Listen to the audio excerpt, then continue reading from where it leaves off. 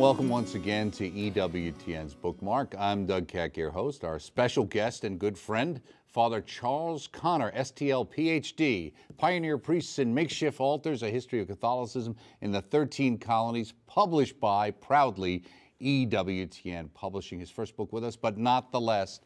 Great to see you, Father. Thank you, Doug. It's great to be back with you. Always good to be with you, my friend. We were talking about how we first started working together probably 96, 97. 1996, when you were first down here. 21 years. Right, Boy, people saw you. You just on keep getting younger, Father Doug. Mitch's I don't know show, what yes. you're... It's just a you're... reflection of you, Father. That's what Oh. it is. And of course, not only have you done multiple series for us, but recently tying into this Catholic Beginnings Philadelphia. Philadelphia. And you also did Catholic Southern Beginnings Maryland. Maryland, right? And New York. And New York. And that is the premise that this book is based on, basically? In many ways, it is, yes. Now, the book in much greater detail, of course. Right. And we go back and we talk about the Reformation heritage and the English political heritage and the English Catholic political heritage. And with that kind of a background, of course, you can have, I think, a little better understanding for the English Catholics who came first to Southern Maryland. And it is a focus on the English Catholics and the original 13 colonies. Very much so. Because we, of course, know that there were Catholics in Florida, obviously. Much earlier. And also, California and the French and Quebec. The New Mexico area and all of that. New Mexico, and French, Arizona. Oh, yes. The Spanish colonization predates this in many, many ways. Right, so. But that is really a story of and to itself. So why did you decide to focus on the 13 colonies? Well, a number of reasons. First, personal interest would be one thing, because I've read for years, particularly about the English Catholics in Southern Maryland. They always fascinated me, and the wonderful missionary work of the English Jesuits who came here. Right. And then also, it had been suggested to me by some people here and some people at Sophia that this would be very much welcome. Right, exactly. Because for one reason, our Catholic people really don't have the understanding, they have not been given the understanding of our beginnings in this country, and particularly the fact that we were here just a few brief years after the Puritans came to Massachusetts Bay, and the Separatists came to Plymouth Plantation, and the English came to Jamestown, Virginia. It was 1634, we've been here since. And also, our Catholic people, I am convinced, don't know the terrible bigotry that was leveled against us in this country. Well, I think that's what the important part you read in this book, and even with kind of, to some degree, having gone to a Catholic school and getting Catholic history, you know, we kind of heard about Maryland and Lord Baltimore and Calvert, this whole thing about this is a Catholic colony, etc. And your book says, well, sort of, but there's more to the story. Oh, indeed, absolutely correct. Absolutely, yes. Right. And it was, you know, first of all, it was a mixed bag of people, mixed group of people, I should say, who came over. It wasn't all just Catholics, right? Not at all. There were members of the C.V., Church of England. There were a number of indentured servants. They used to refer to them as His Majesty's 7-year passengers. You indentured yourself to these large, wealthy families. So you worked your time off. You worked your time off and then became free. In a sense, you were a slave for 7 years. And then in a sense, it was that kind of a system in many ways, yes. Not nearly as draconian, as would have been slavery per se. But also, of course, there were 3 Jesuits. Father Andrew White, who wrote a marvelous narrative of the voyage to Maryland. Right, which you quote in here. Which I quote, yes. And also Father John Altham. And that's brother the Ark Thomas and the Dove, Gervais. those are the ships. The Ark and the Dove were the 2 ships, yes. And they arrived on the 25th of March, 1634. And the first Mass was said by Father White on St. Clement's Island. And they knelt down, and he said that they recited the Litany of the Holy Cross with great devotion. Right. And to this day at St. Ignatius Church in Chapel Point, which is on the Port Tobacco River, you can see and can venerate the relic of the True Cross that Father White brought with him on the voyage to Maryland. And in the series you did, I think you said Mass, or at least you did some talks from that location. I did both, Mass. Oh, yes, absolutely. So if somebody wanted to see that in your series, you could see that actually. Sure, and St. Clement's Island, we did a couple of episodes there. As a perfect addendum to work Newtown. along and complementary with the book, etc. You can only do a little bit in those short half-hour programs. That's why but it's a nice reference point. It kind of puts a visual to it. Now, it's interesting. You said about starting the book off talking about the Reformation heritage, and you quote Blessed John Henry Newman. I'm going to inquire why it is that in this intelligent nation and in the rational 19th century, we Catholics are so despised and hated by our own countrymen with whom we have lived all our lives that they are prompt to believe any story, however extravagant. Absolutely. And that gives you a sense of the kind of vitriol and distrust there was for Romanism, right? Absolutely, and they thought we were a religion that was told what to believe. We were under the dominance of the Pope, and so on and so forth. We believed in a lot of superstitious nonsense and mysterious garbage and all this. Well, it's interesting too, because you even talk about that part of the movement to colonize and come over here was the idea of making sure that they could send over proper, let's just say, quote-unquote Protestant Christians to evangelize the Indians and not leave it up to those superstitious Catholics. That's about it. And yet, interestingly, Father White, they encountered the Piscataway Indians in colonial Maryland, and Father White mastered that dialect. He wrote a dictionary, believe it or not, of the Piscataway English, and a catechism in the Piscataway dialect, and he received the chief of the tribe and his wife and his children into the faith. What's interesting, as soon as you say Piscataway, I think of New Jersey. But, but that may have been named for the tribe. Probably was. I know. It's the only Piscataway that I do. The very important point here, Doug, we have to bring in, I think, is from the beginnings of the Maryland colony, 1634, for about 15 years, until Cromwell and the Puritans came to power in England, and that affected events in Maryland, for about 15 years, Catholics held a political ascendancy. Within that 15-year period, there was complete and total and absolute religious toleration granted to everyone.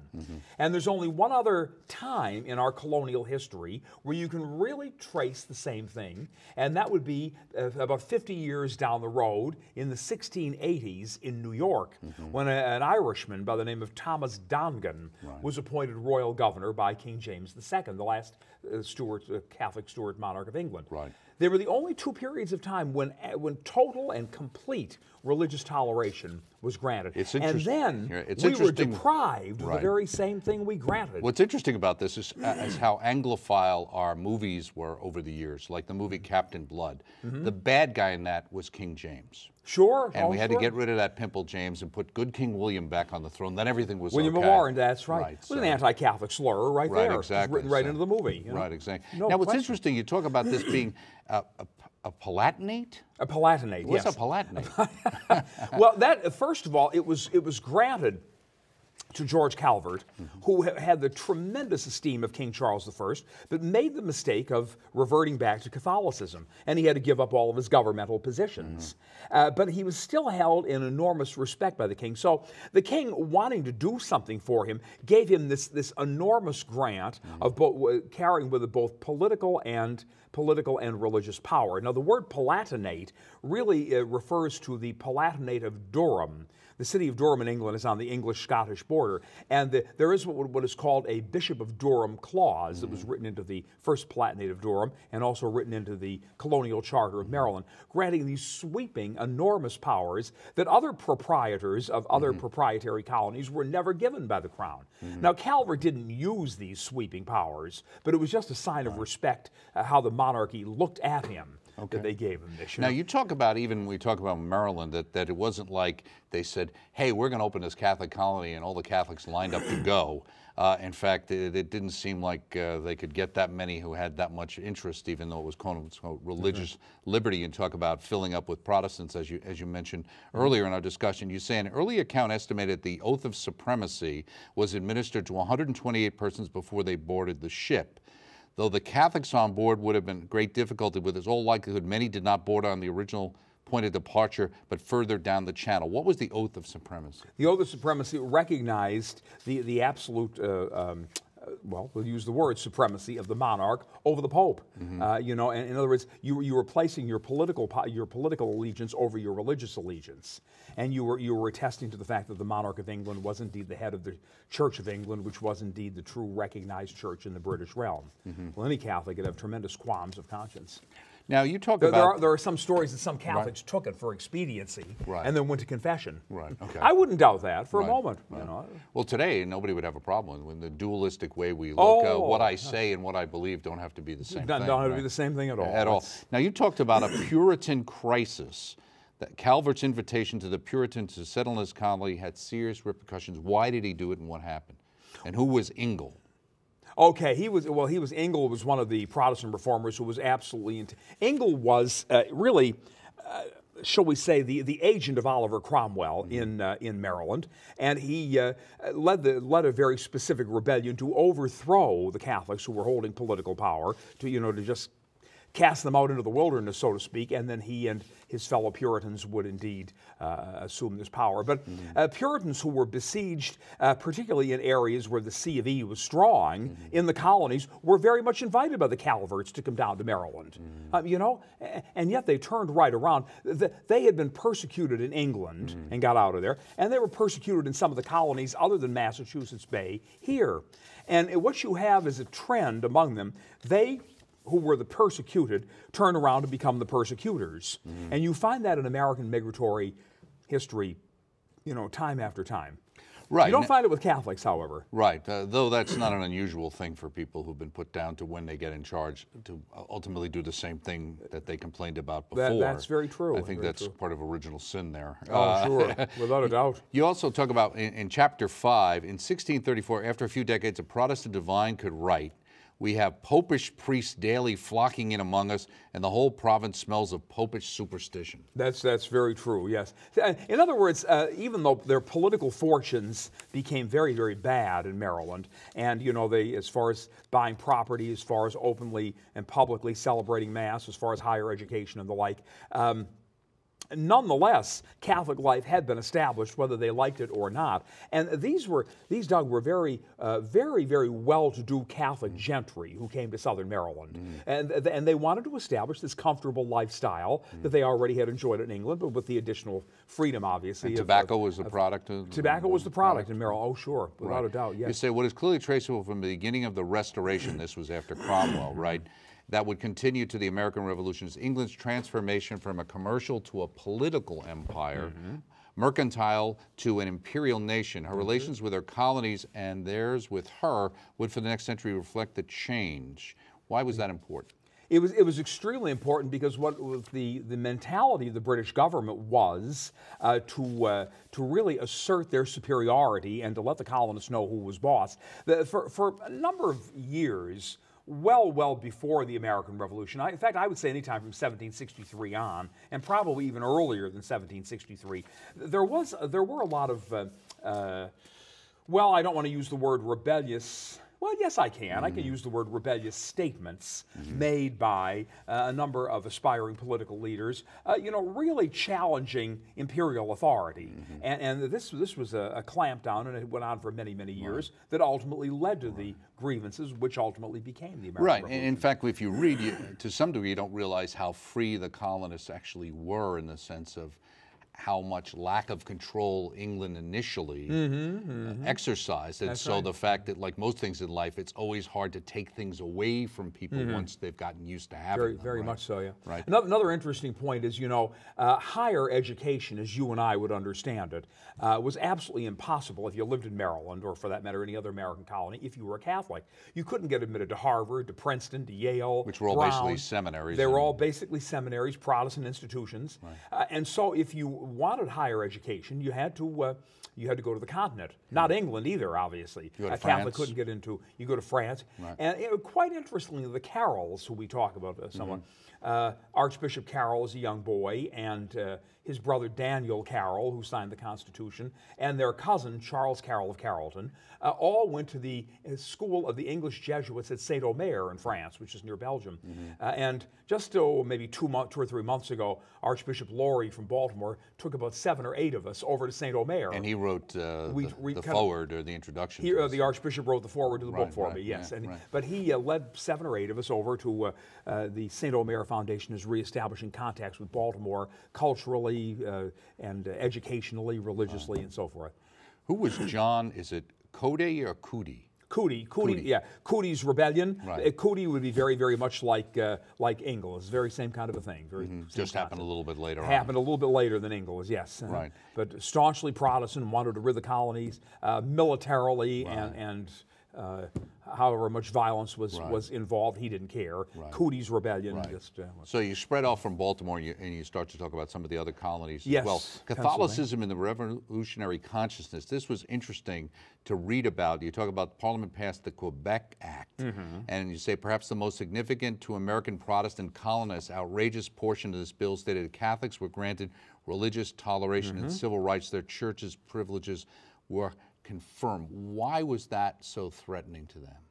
Oh, because it was right on their borders. Right. So and this was up in Canada. Oh, right up in Canada, sure. And the British had granted this, what was perceived as this tremendous sweep of power, a sweep of, religious toleration, let us say, for Catholics living in that area. And they thought to themselves, obviously, that, if it's happening that close to our borders, Catholics will soon be coming down in greater numbers, and we'll have even more problems on our hands than we do. At the time that was written, we were knocking on the door of the Revolution, of course.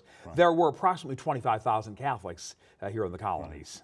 It's interesting, too, because in England, you would think the concern with Catholics were they weren't loyal to the crown. Yet in the United States, they would seem not to be loyal to the Revolution. You would think that, and yet they were in much larger numbers. Well, you talk about in Pennsylvania, you actually talk about some counts of the number of people who were actually on which side of the on which side? Oh, yes, and Old St. Mary's in Philadelphia did have a rather strong loyalist brigade, no question. But nonetheless, the greatest number of Catholics favored the Patriot cause. Why did they do it? Well, because they at least saw, I think, in the promise of the new nation, they saw at least a kernel of hope that they could go on and perhaps even hoped for greater degrees of religious toleration. And the other thing which people may be surprised at, here's a quote: "They have made a law to establish the religion of the Pope in Canada." Now, here's a famous beer maker, Sam Adams. Most people know him because of that.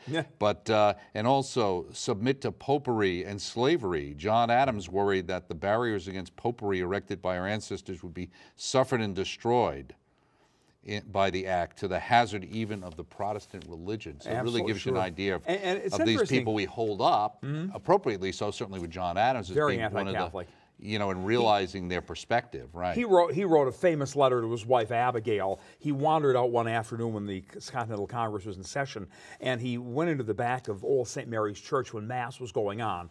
And the poor fellow was so befuddled with what was going on in the church.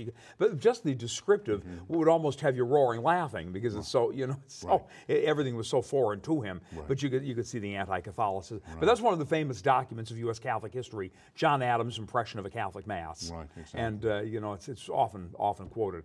But this Second Continental Congress, who were so outraged over this Quebec Act, just a few short years later did not hesitate to approach the French for military help and manpower and financial and your aid. sense in the book is that helped the Catholic position. Oh, it to some did. degree, No question that it did. Yeah, because the French were so willing to come and to offer military aid and also financial help. Even though it wasn't long after that with the French Revolution where the church was in big trouble in France.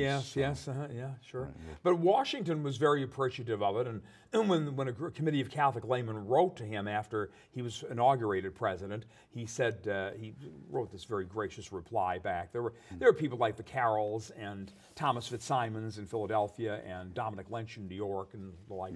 Prominent Catholic layman, and he said, I trust that you will never forget the very prominent role that was played in our revolution by a nation in which the Roman Catholic faith is professed, namely France. Right. One of the things, you don't talk about it so much directly here, but in general is the fact of people realizing that many of the colonies had their own state religion, quote unquote. Right? Oh yes, the Church of England. That continued on. It continued on, very definitely, yes. And so when we hear this another thing about establishing a state and the separation of church and state from Thomas Jefferson, we need to understand what the context of that letter was written, what was actually going on already in the country. Sure. And for many of the colonies turned states after the implementing of the federal Constitution, anti-Catholic pieces of legislation remained on state books for years as regards voting and holding political office and owning property and this kind of thing. So you talk about the fact that the complexion of Catholicism in Pennsylvania was a little different than the standard complexion in Maryland. How so? It was different because Catholicism really emerged in the city of Philadelphia initially in a very cosmopolitan kind of an atmosphere. I mean, you know, Philadelphia very early on became a very sophisticated eastern seaboard city. It was a port city from colonial days to the present. And so you had well, particularly the work of the Jesuits at Old St. Joseph's on Willings Alley, and right down the street at Old St. Mary's that ultimately became the first cathedral. You know, they were mixing and mingling with so many varied social classes in Philadelphia. And at the same time, many of those Jesuits who were resident in Philadelphia became itinerant missionaries. And they would go out to south central and southeastern Pennsylvania and establish all kinds of mission churches and so forth that would today be located in places like the Diocese of Harrisburg and the Diocese of Allentown.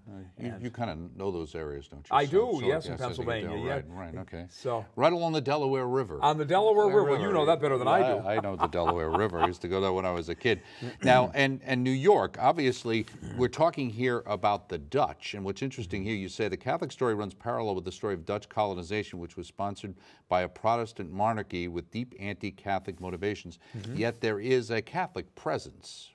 There was a very slight, but it was there, yes. Right. And occasionally priests would make their way in and say masses in private homes and what have you, you know. Right. But when the British took over, of course, in the 1660s, the story again began to change very much. But it was quite a while in the implementation, the development of Catholicism there, you know, because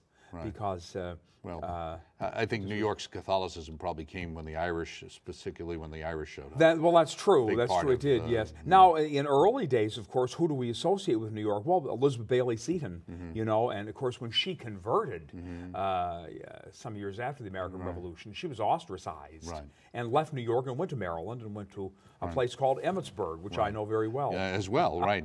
Yes, you're connected to everything here. Oh, 3 degrees of separation. From Father Connor to the history of the Catholic Church in the United States. The priests at the Mount say it should be pioneer priests and makeshift altars, history of the Catholicism in the 13 colonies.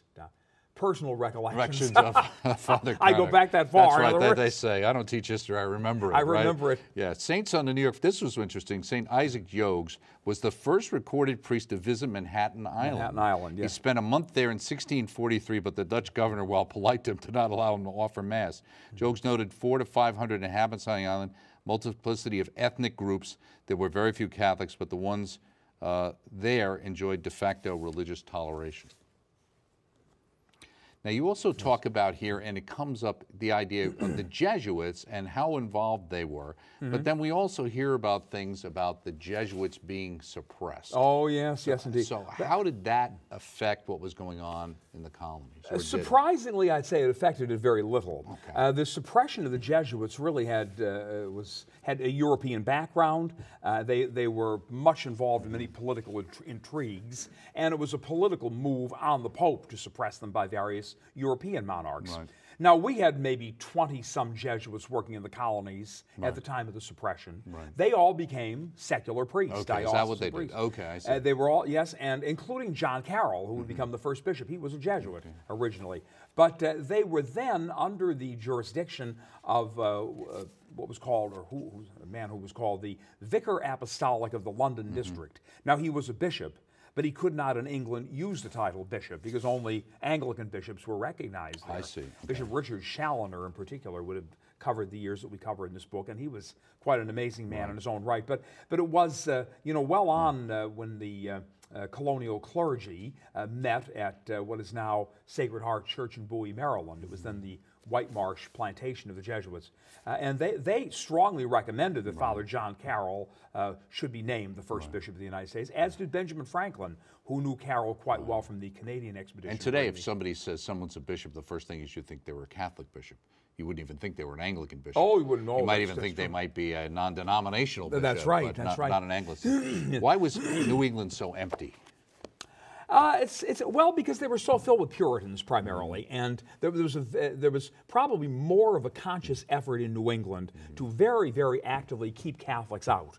And there would have been a terrible fear on the part of Catholics of going anywhere near New England because they'd be murdered. I mean, just one way or another, they'd be done with it, you know. Right. So it's more conservative there than anywhere else, I'd say. Okay, so you're always working on something. So what's your next book going to be? My next book is going to be a sequel to this. It's going to be The Catholic Church During the Era of the Civil War. It is also to be published by EWTN Publishing. And in that one, you see there was a great many Catholics on both sides. Oh, indeed, there were. That whole The situation. interesting thing, of course, is that the church never divided. To this very day, we talk about Southern Baptists. Right. Where's that phrase come from? The time of the Civil War. The Baptist Church divided, North versus South politics, and the Southern Baptists went their own way from the Northern ones. There was no doctrinal split in any way, shape, or form, which is one of the great and interesting points during the Civil War. And that's just one of the many interesting points similar to that in this book, Pioneer, Priests and Makeshift Altars, the 13 Colonies, a history by Father Charles Connor, our great friend, great teacher. Look for more series coming from him and more books right here on EWTN's Bookmark. Again, that's the title, available through the EWTN Religious Catalog, proudly published by us at EWTN Publishing as well. Check it out. Check us out next time right here on EWTN's Bookmark. Thanks.